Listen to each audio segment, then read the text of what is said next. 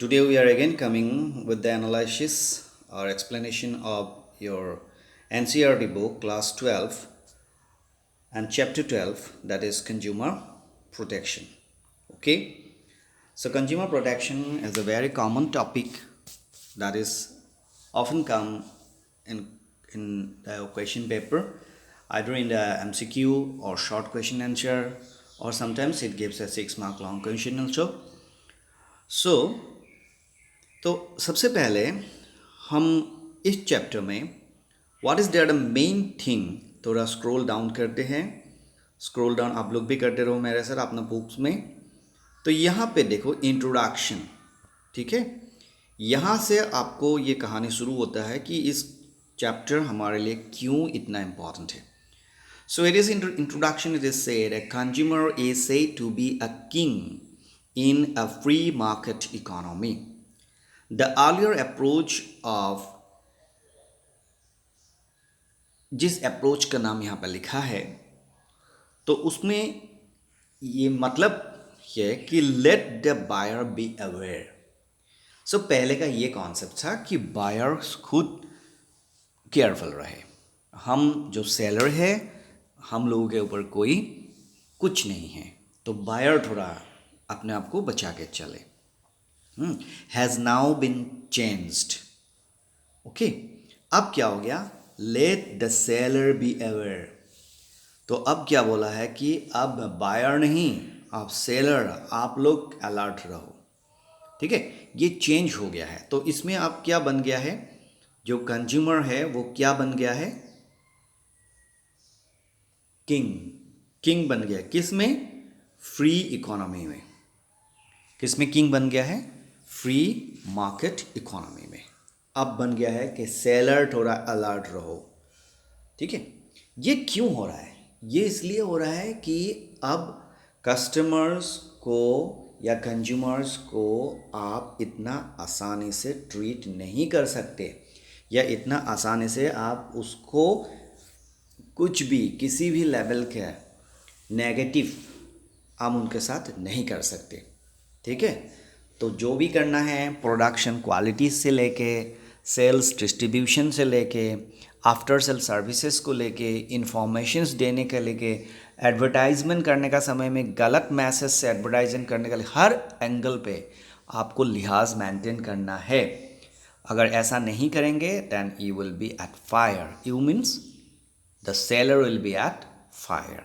Okay, अब हम देखते हैं कि कंज्यूमर प्रोटेक्शन जो हमारा आज का टॉपिक है, उस टॉपिक में नेक्स्ट क्या है, the importance of consumer protection.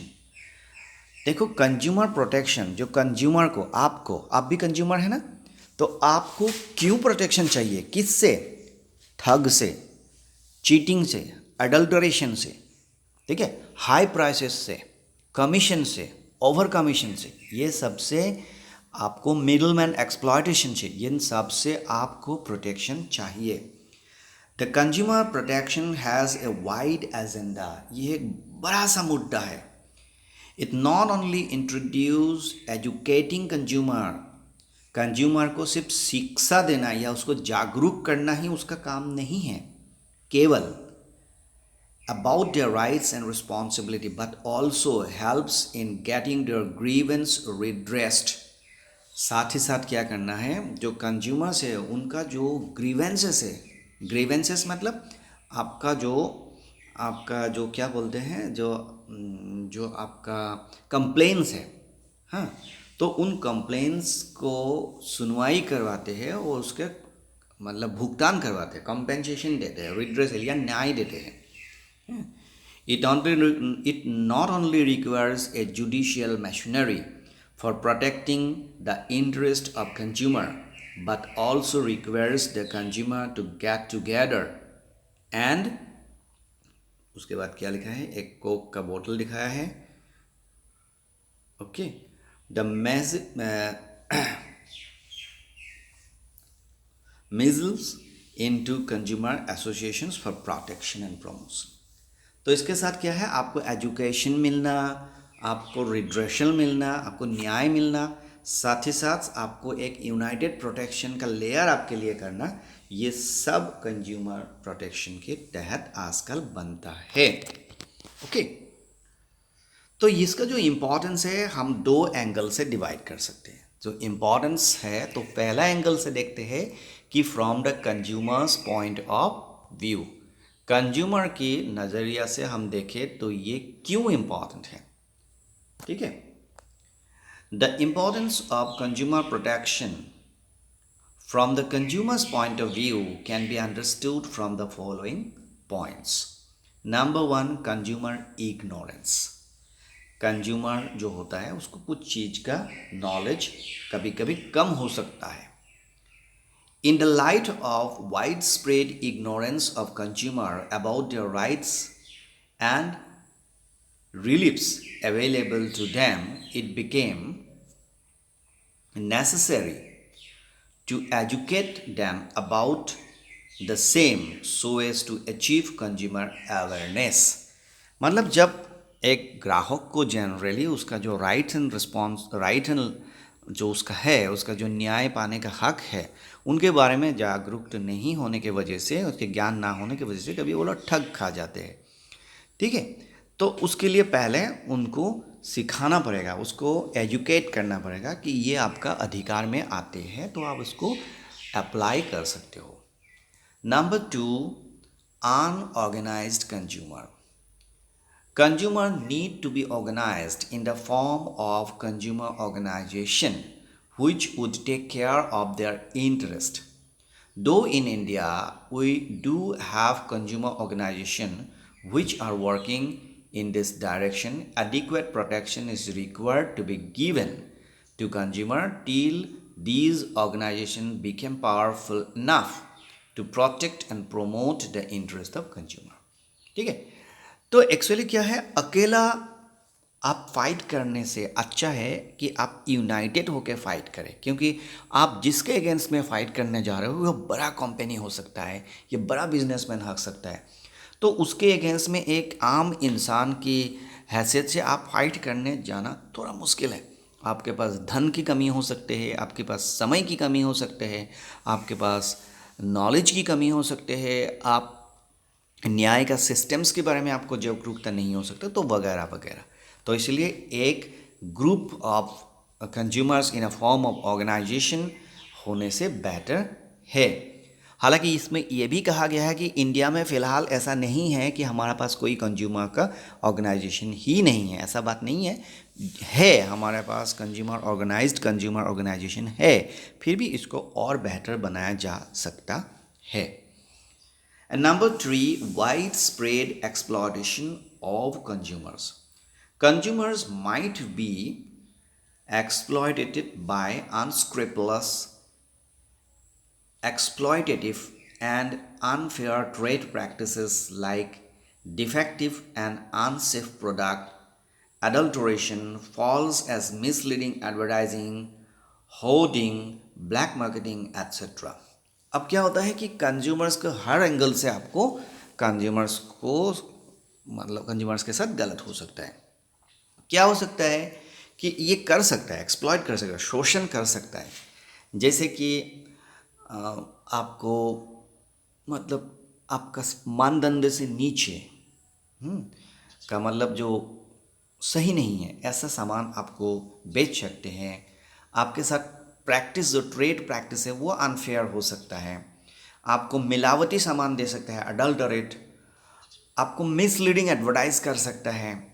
ठीक है, आपको बोल सकता है कि इससे ये काम होगा, इससे ये होगा, इससे कोरोना मरेगा, इससे आपको सारे मिट्टी धूल मिट्टी सब निकल जाएगा कपड़े से, ऐसा आपको बोल सकता है। लेकिन इसमें गारंटी क्या है, ये गारंटी आपको तो देता नहीं है।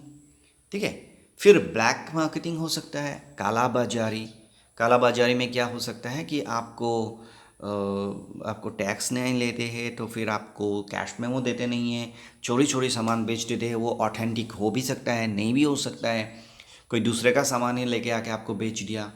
ठीक है, फिर इन सब जो रीज़न्स है उसके वजह से ही हमें एक प्रोटेक्शन लेयर ज़रूरी है। अब जाते हैं कि from the point of view of business, business को क्या फायदा मिलते हैं।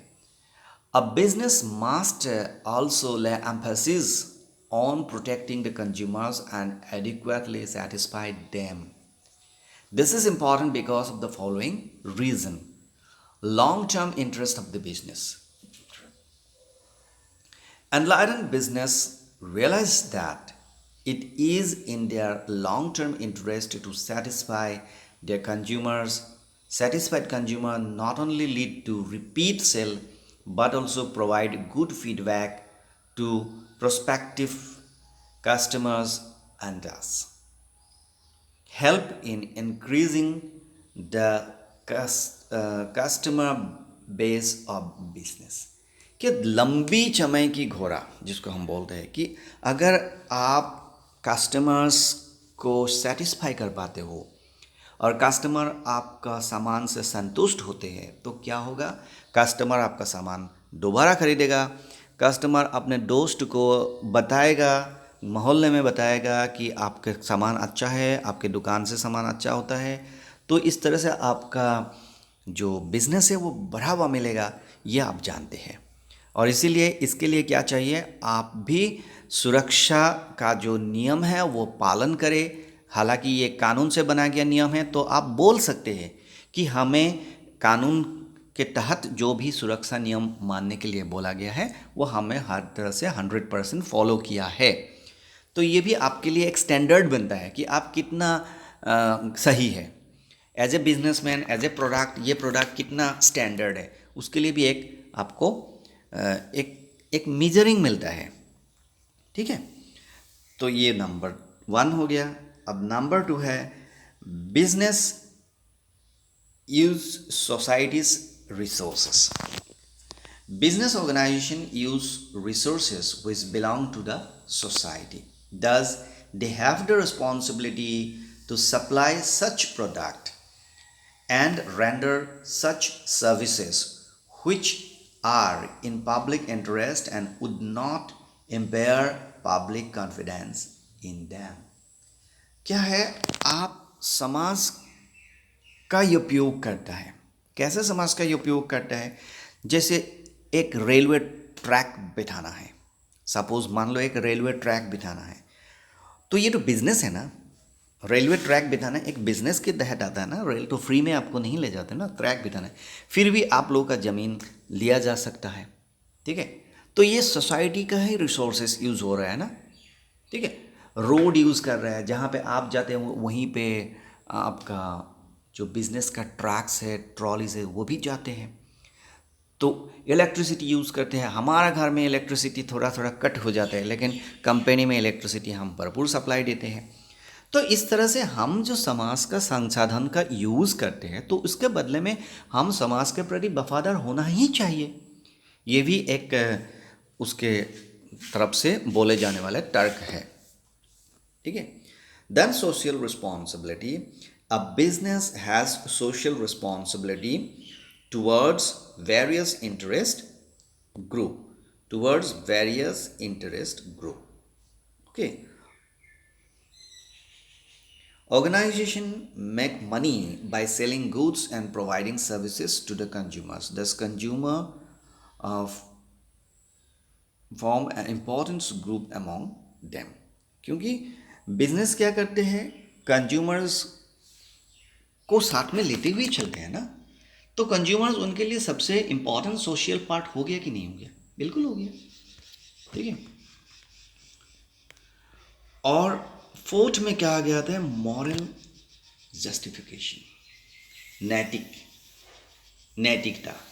It is the moral duty of any business to take care of the consumers interest and avoid any form of their exploitation. वैसे भी देखा जाए कि एक नैतिकता भी एक चीज़ होता है कि आप बिजनेस कर रहे हैं, तो इसका मतलब थोड़ी होता है कि आप उनको एक्सप्लॉयटेशन करो, शोषण करो, गलतियाँ करो। वो बेचारे का क्या कसूर है, उनको डिब्बा के अंदर आपने सील पैक बना के पत्थर भी दे दिया तो उसको पता नहीं चलेगा, लेकिन ऐसा क्यों करेंगे आप, ठीक है। चावल के साथ सफ़ेद सफ़ेद कंकड़ भी मिला के दे दिया तो वो ले जाएगा, वो ऑनेस्टी के साथ ले जा सकता है, तो आप ऑनेस्टी के साथ बेच क्यों नहीं सकते? ठीक है, तो ये भी एक तर्क है। देन गवर्नमेंट इंटरवेंशन, सबसे इम्पॉर्टेंट बात। ए business engaging in any form of exploitative trade practices would invite government intervention or action। तो सरकार लेकिन कंज्यूमर जैसा दुबला पतला नहीं है। सरकार बहुत तगड़ा होता है, गवर्नमेंट इज़ वेरी पावरफुल, लेकिन गवर्नमेंट क्या है, सोया हुआ शेर है। ठीक है, वो ऐसे आपको कभी डिस्टर्ब नहीं करेंगे। आप बिजनेस कर रहे हैं तो कर रहे हैं, कोई दिक्कत नहीं, गवर्नमेंट कुछ नहीं करेगा। लेकिन अगर आपने बिजनेस करने का नाम पे बेईमानी करना शुरू कर दिया और छोटे मोटे कस्टमर्स को आपने ठगना शुरू कर दिया तो गवर्नमेंट जाग जाएगा। और गवर्नमेंट का जो मार होता है वो इतना सस्ता मार नहीं होता, उससे आपका बिजनेस का लाइसेंस ठप हो सकता है, आपका बिजनेस में ताला लग सकता है, आप खुद अरेस्ट हो सकता है, आपके ऊपर करोड़ों रुपए का जुर्माना लग सकता है। तो you can not imagine what type of penalties can government focus on you if you are not doing properly. So सावधान रहना ही ठीक है। ठीक है, तो इसके बाद जो चैप्टर होता है लीगल प्रोटेक्शन टू कंज्यूमर्स, तो इसमें क्या देखा जाता है, बहुत सारे कानून हैं। तो फिलहाल इन सभी कानून के बारे में हमें इतना जानकारी लेने का फ़िलहाल ज़रूरत नहीं है। तो इन सब है अलग अलग मुद्दे पे, तो इससे जनरली इतना क्वेश्चन नहीं आता है। तो फिलहाल हमारा कंज्यूमर प्रोटेक्शन एक्ट में थोड़ा सा सुधार तो हो गया है, लेकिन हालांकि अभी तक हमारा एनसीईआरटी बुक में इसके बारे में आएगा, आने वाला समय में डेफिनेटली आ सकता है। तो फिलहाल जैसे है हम वैसे ही उसको डिस्कस करते हैं, तो हम लोग एग्ज़ाम पॉइंट ऑफ व्यू से सेफ रहेगा। हम अलग से बनाते हैं यूट्यूब जिसमें आपको अपडेटेड इश्यूज अलग डायमेंशन से डेफिनेटली दे सकते हैं।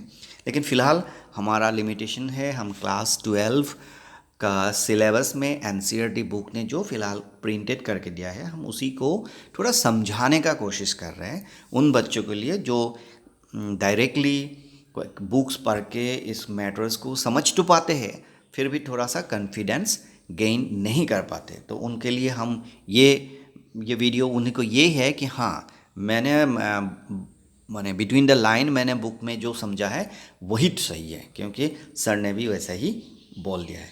ठीक है, तो हम नेक्स्ट वीडियो एक बनाने जा रहे हैं। आप सीक्वेंसिंग वीडियो को देखते रहिएगा और आप नोटिफिकेशन आपको मिलता जाएगा अगर आप उसके लिए आप उसको लिंक को रेडी रखते हैं।